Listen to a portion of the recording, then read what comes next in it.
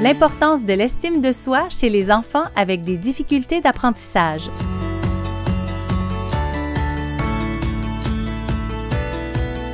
Le rôle des parents dans l'estime de soi, on en discute avec Caroline. Caroline, qu'est-ce que les parents font des fois qui nuisent, sans le vouloir, à l'estime de soi des enfants?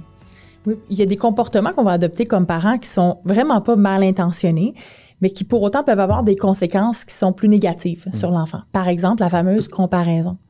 Des fois, on va utiliser la comparaison pour mettre en évidence ce que l'enfant pourrait faire ou ce qu'on pense que d'autres enfants du même âge, du même niveau vont être capables de faire.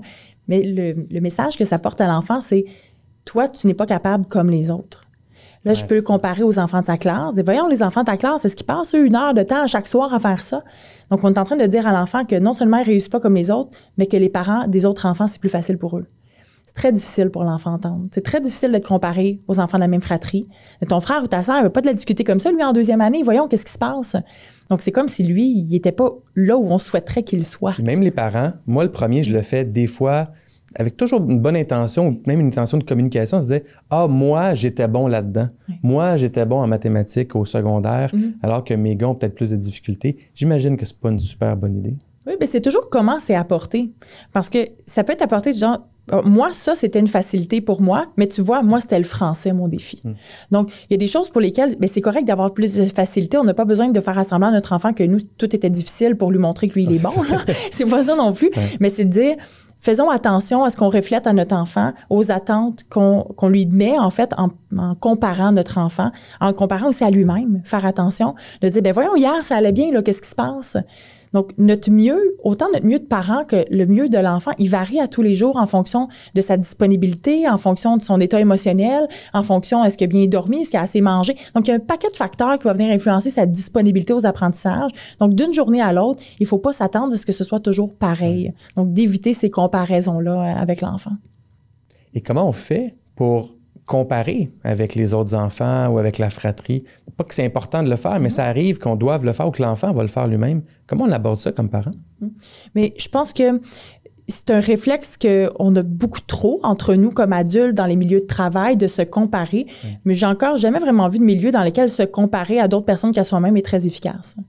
Donc, faisons attention à cette comparaison. Pourtant, on le fait encore à l'école. Hein? Les moyennes de groupe au secondaire sont encore là dans les bulletins. Là. C'est une forme de comparaison qui est omniprésente. Oui, puis je pense que c'est correct d'avoir une évaluation du fonctionnement global, au sens si la moyenne de la classe est en échec, mais ça piste aussi sur les stratégies à mettre en place. Donc, d'avoir une moyenne de groupe, c'est une chose, mais après, de se comparer à cette moyenne-là, c'est pas efficace. On va se comparer à nous-mêmes. Qu'est-ce que moi, j'ai besoin de mettre en place pour évoluer, pour apprendre? C'est quoi les stratégies que j'ai besoin de développer, les ressources que j'ai besoin qui soient mises en place pour m'aider? Mais la comparaison est pas utile. Mais si on l'utilise, faisons attention à bien voir l'effet que ça a sur l'enfant, puis à voir est-ce que la comparaison que je viens d'utiliser l'aide ou lui nuit. Donc, c'est vraiment de voir l'impact que ça a, cette comparaison-là. Et si on se rend compte que ça nuit, on s'excuse. On dit à l'enfant, écoute, excuse-moi, j'essayais de te motiver, puis là, je vois que ça n'a pas eu l'effet que je voulais, je m'en excuse, c'était pas ça que je voulais faire. Tiens, et on continue de l'accompagner. Donc, c'est difficile d'accompagner quelqu'un qui est en difficulté, que ce soit notre enfant, que ce soit notre ami, que ce soit notre conjoint, notre conjointe. On fait des faux pas. Donc, d'avoir l'humilité de dire, écoute, excuse-moi, j'ai pas utilisé la bonne stratégie avec toi. Est-ce que tu peux me dire ce qui t'aiderait?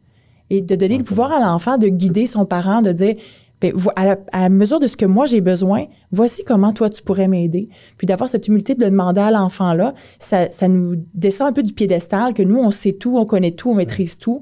Donc, même comme parent, on des fois, l'enfant ne va pas bien le nommer au début, mais la 8e fois qu'on pose la question sur 8 jours, la réponse doit être un peu plus claire. Il faut laisser du temps à l'enfant aussi à trouver cette réponse-là, qui n'est pas toujours simple pour lui. Parce que même quand, comme adulte, on se fait demander de quoi tu as besoin là, pour aller mieux au travail, de quoi tu as besoin dans ta relation de couple pour aller mieux, de quoi j'ai besoin, je le sais pas, j'ai besoin qu'on m'accompagne à cette réflexion-là. Donc, effectivement, de continuer à le poser, même s'il ne connaît pas la réponse, de le guider, ça va être un bon apprentissage pour l'enfant. Merci, Carlo.